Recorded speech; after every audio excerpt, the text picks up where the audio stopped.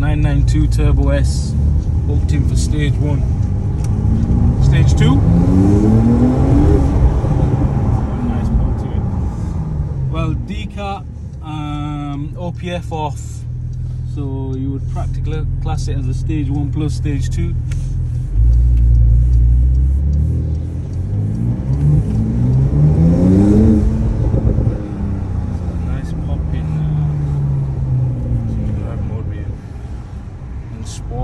Sport plus with the traction off, sort of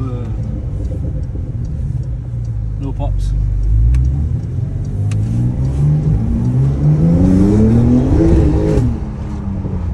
Don't really feel the traction kicking in.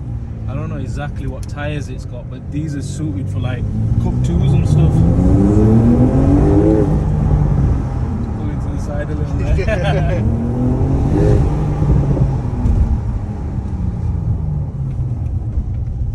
It's 650 horsepower stock, so like, you know, they're already pretty decent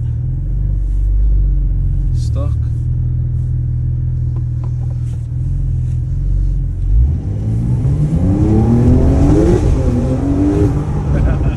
That's annoying.